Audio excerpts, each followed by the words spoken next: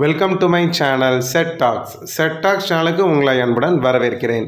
இன்றைய வீடியோ பிப்ரவரி மந்த்துக்கான financial scanning தான் friends. எப்படி ஃபினான்ஷியல் ஸ்கேனிங் பண்ணுறது அப்படின்ட்டு நான் ஆல்ரெடி இந்த வீடியோஸ் நிறையா போட்டிருக்கேன். அதுக்கப்புறம் என்னுடைய ஒவ்வொரு மாதத்துக்கான ஃபினான்ஷியல் ஸ்கேனிங்கும் நான் ஒவ்வொரு மாதமும் கொடுத்துட்டு வரேன். அந்த வரிசையில் இந்த மாதம் பிப்ரவரி மாதம் பட்ஜெட்டுக்குள்ளே எப்படி செலவையும் முடித்து ஒரு 2050 ரூபா மிச்சம் பண்ணியிருக்கேன் அப்படிங்கிறத தான் இந்த வீடியோவில் பார்க்க போகிறோம். ஒவ்வொரு செலவுக்கும் நான் பட்ஜெட்டுக்கு எவ்வளோ அமௌண்ட் எடுத்து வச்சேன், எவ்வளவு செலவாச்சு, எந்தெந்த செலவுகள் எக்ஸஸ் ஆச்சு, எந்தெந்த செலவுகள் கம்மி பண்ணியிருக்கேன், அது மாதிரி இல்லாமல் அந்த செலவு கம்மி பண்ணதுக்கான நிறையா மணி சேவிங் டிப்ஸ் எல்லாமே இந்த வீடியோவில் பார்க்கலாம். வாங்க ஃப்ரெண்ட்ஸ், நம்ம வீடியோக்குள்ள போகலாம். நீங்களும் ஃபினான்ஷியல் ஸ்கேனிங் பண்ணிட்டீங்களா அப்படிங்கிறத மறக்காமல் கமெண்ட் பாக்ஸில் சொல்லுங்கள். நம்ம பட்ஜெட் டைரியில் வரவு செலவு எழுதுறதுக்கு ஒவ்வொரு மாதமும் பக்கம் கொடுத்துருப்போம். அதோட ஃபைனல் பக்கத்தில் இந்த ஃபினான்ஷியல் ஸ்கேனிங் ஒவ்வொரு மாதத்துக்குமே இருக்கும். நான் பார்த்திங்கன்னா லாஸ்ட் மந்த்து கிராசரிக்கு 3500 ரூபா எடுத்து வச்சுருந்தேன். ஆனால் எனக்கு ஆக்சுவலாக ஆன தொகை பார்த்திங்கன்னா 3400.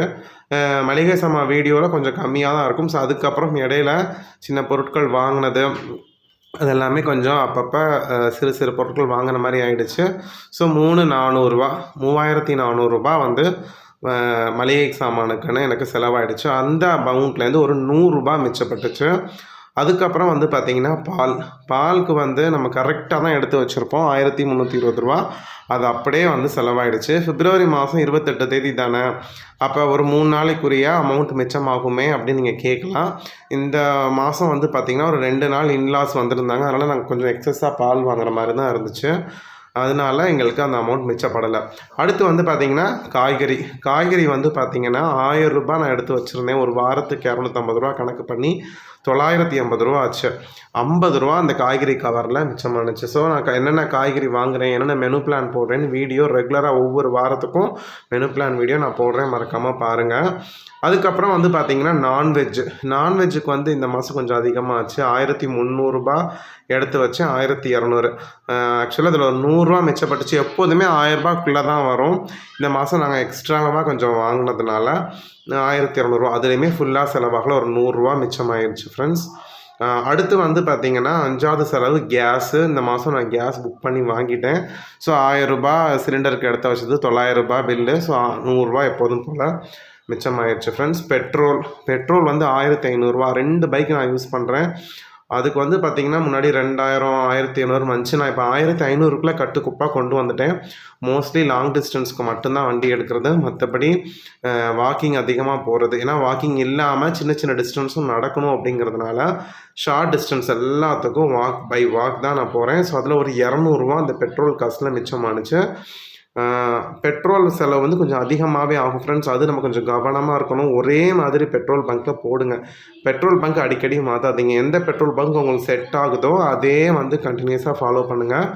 அதே மாதிரி பைக்கை நல்லா சர்வீஸ் விட்டுருங்க. 6 months ஒன்று சர்வீஸ் விட்டிங்க அப்படின்னாலே மோஸ்ட்லி உங்களுக்கு செட் ஆகிடும். பெட்ரோல் செலவை எப்படி கம்மி பண்ணுறது நிறையா நான் வீடியோஸ் போட்டிருக்கேன். ஒவ்வொரு செலவையுமே எப்படி இவி பில்லை குறைக்கிறது, எப்படி பெட்ரோல் செலவை குறைக்கிறது, எப்படி மளிகை சாமான் செலவு குறைக்கிறது அப்படின்னு ஒவ்வொரு செலவுக்கும் இண்டிவிஜுவல் வீடியோ போட்டிருக்கேன். அது எல்லாமே ஹவு டு ரெடியூஸ் டிஃப்ரெண்ட் எக்ஸ்பென்சஸ்ன்னு சொல்லி ஒரு பிளேலிஸ்ட் இருக்குது. அந்த பிளேலிஸ்ட்டோட லிங்க் நான் டிஸ்கிரிப்ஷன் பாக்ஸில் தரேன். பார்க்காதவங்க பாருங்கள். நிறையா புது சப்ஸ்கிரைபர் வந்திருக்கீங்க. அதில் இருக்கக்கூடிய வீடியோஸை நான் ஃபாலோ பண்ணி அதில் உள்ள டிப்ஸை ஃபாலோ பண்ணி தான் நான் இந்த மாதிரி மிச்சம் பண்ணுறேன். அப்புறம் மெடிசனுக்கு 500 ரூபா அப்படியே ஆகிடுச்சு. கேபிளுக்கு 330 ரூபா எடுத்து வச்ச காசு அப்படியே ரீசார்ஜ் பண்ணியாச்சு. ஸோ அதெல்லாம் பெருசாக மிச்சமாகலை. இபி பில் தான் ஃப்ரெண்ட்ஸ். இந்த மாதம் போன மாதம் ஒவ்வொரு மாதமும் 1000 ரூபா எடுத்து வைப்பேன் இல்லையா. ஸோ அதுக்கு முந்தின மாதம் 1000, போன மாதம் 1000 ரூபா எடுத்து வச்சு 2000 ரூபா பில்லு எங்களுக்கு 500 ரூபா தான், 510 ரூபா என்னவோ தான் வந்துச்சு. ஸோ நான் ரவுண்டு 500 ரூபா போட்டிருக்கேன். அதில் 1500 ரூபா மிச்சமாச்சு. ரொம்ப நாளைக்கு அப்புறம் நான் ரொம்ப கம்மியாக இபி பில் கட்டுறேன். முக்கியமான காரணம் ஏசி யூஸ் பண்ணாதது. அதுக்கப்புறம் நான் நல்லா ரெடியூஸ் பண்ணிட்டேன். எங்கெங்கே லைட்டு ஃபேனு தேவையில்லாமல் ஓடக்கூடாது, மோட்டர் யூசேஜ் எல்லாமே கம்மி பண்ணியாச்சு, கரெக்டாக கொண்டு வந்தாச்சு. ஸோ அதனால் 500 ரூபா வந்திருக்கு. பார்ப்போம். இப்போ அடுத்த வெயில் காலம் ஏசி யூஸ் பண்ணுவோம். இப்போ ஆட்டோமேட்டிக்காக இன்க்ரீஸ் ஆகும். இந்த 1500 ரூபாய்க்கு தான் நான் உடனே தங்கம் சேர்க்கறதுக்காக இந்த 1500 ரூபா பல்காக மிச்சமானோன்னா அது அப்படியே தங்க சேமிப்பில் நான் போட்டேன். அது கோல்டு சேவிங் வீடியோன்னு உங்கள்கிட்ட நான் சொல்லியிருக்கிறேன்.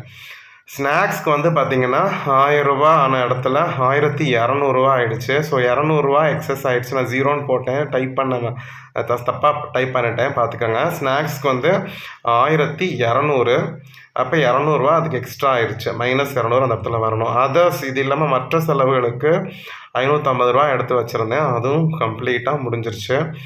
மொத்தம் வந்து பார்த்திங்கன்னா எனக்கு கையில் இருக்கிற காசு வந்து பார்த்திங்கன்னா ரூ. 2050 மிச்சமாகிடுக்கு. ஆக்சுவலாக வந்து ஒரு ரூ. 2250 வரணும். இந்த ஸ்நாக்ஸ்க்கு எக்ஸஸாக இருக்கிறது வந்து அதில் வந்து கம்மியாயிடுச்சு. அப்போ ஒரு ஈபி பில்னால தான் வந்து பார்த்திங்கன்னா எனக்கு நல்ல பல்க் அமௌண்ட்டு மிச்சமானதுன்னு பார்த்திங்கன்னா உண்மைக்கு வந்து அது ஹாப்பியாக இருந்துச்சு. ஈபி பில்லும் சரி, பெட்ரோலும் சரி, கிராசரியும் சரி, இது 3மே வந்து நம்ம மாத செலவில் அதிகமாக வந்து நமக்கு செலவு வைக்கக்கூடிய எக்ஸ்பென்சஸ். ஸோ அதனால் அதில் வந்து நம்ம கவனமாக இருந்துக்கணும். அதே மாதிரி ஸ்நாக்ஸுமே வந்து ரூ. 1000 தான் கொண்டு வரணும்னு நினைக்கிறேன். நிறையா சப்ஸ்கிரைபர் சொல்லியிருக்காங்க, எங்களுக்கு ரூ. 500 தாங்க நாங்கள் ஸ்நாக்ஸ் வெளியில் அவங்க மோஸ்ட்லி வீட்டில் தான் செய்வோன்னு. நாங்களும் அவங்க சொல்கிற டிப்ஸ்லாம் ஃபாலோ பண்ணுறது தான் செய்கிறோம். பட் ஆனால் பசங்களுக்கு ஹெல்த்தியான ஸ்நாக்ஸ் பிடிக்க மாட்டேங்குது.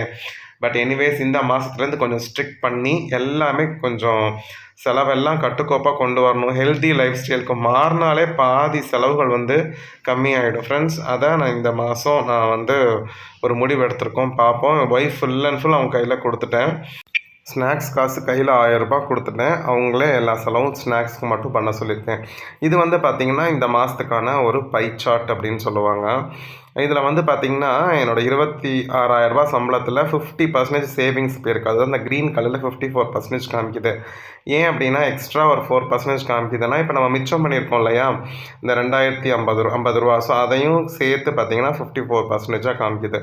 ஸோ இப்படி தான் நம்ம சார்ட் இருக்கணும். நம்மளோட வாங்கின இன்கமில் பாதிக்கு பாதி நம்ம சேமிக்கணும். சரி, அதுக்கப்புறம் செலவுகளில் வந்து பார்த்திங்கன்னா 14% வந்து பார்த்திங்கன்னா அந்த கிராசரி தான் வந்து ஆக்குப்பை பண்ணுது. 14% வந்து நமக்கு செலவு வைக்குது. அதுக்கப்புறம் வந்து பார்த்திங்கன்னா பாலும், அதுக்கப்புறம் வந்து பெட்ரோல், இது வந்து பார்த்திங்கன்னா 5.4% அது 1000க்கு மேலே வருது இல்லையா, அதெல்லாமே வந்து பார்த்திங்கன்னா கொஞ்சம் நெக்ஸ்ட் அதிகமாக நமக்கு செலவான பர்சன்டேஜ் உள்ள எக்ஸ்பென்சஸ். பெட்ரோல்லாம் 5% வருது, வெஜ்ஜெல்லாம் 3%. இதெல்லாம் நம்ம மொத்த செலவுக்கு எவ்வளோ பர்சன்டேஜ் செலவாயிருக்கு அப்படின்னு பார்க்குறோம். 50% சேவிங்ஸ் போயிடுச்சுக்கு, ரிமைனிங் 50%ல் எவ்வளோ பர்சன்டேஜ் கேஸுக்கு, கிராசரிக்குன்னு. ஸோ இந்த மாதிரி நம்ம ஒரு சார்ட்டாக பார்க்கும் பொழுது நமக்கு ஒரு ஐடியா வரும். ஸோ நம்ம குடும்பத்துக்கு எந்த செலவு அதிகமாக வருது, எந்த செலவு கம்மியாக வருது அப்படி. இப்போ ஈபியெல்லாம் பாருங்கள், இதெல்லாம் 1% தான் காமிக்குது. ஈவி பில் 3, 4ன்னு வந்துச்சுன்னா இதெல்லாம் ரொம்ப பீக்கில் போயிடும். ஸோ இந்த மாதிரி இந்த சார்ட் போட்டு நான் கொஞ்சம் ஸ்டடி பண்ணுவேன். அப்போ தான் எந்த செலவை கண்ட்ரோல் பண்ணலாம் அப்படிங்கிற ஐடியா வந்து எனக்கு கிடைக்கும். இது வந்து நான் ஒரு ஆப்பில் தான் பண்ணிகிட்ருக்கேன். சரி, எக்ஸல் ஷீட்லேயும் நிறைய பேர் பண்ணுவீங்க, பாருங்கள். ஸோ இதோட இந்த வீடியோவை இங்கே முடிச்சுக்கிறேன் ஃப்ரெண்ட்ஸ். நீங்களும் ஃபினான்ஷியல் ஸ்கேனிங் பண்ணிட்டீங்களாங்கிறத மறக்காமல் சொல்லுங்கள். அடுத்த நல்ல வீடியோவில் உங்களை பார்க்குறேன். Bye friends.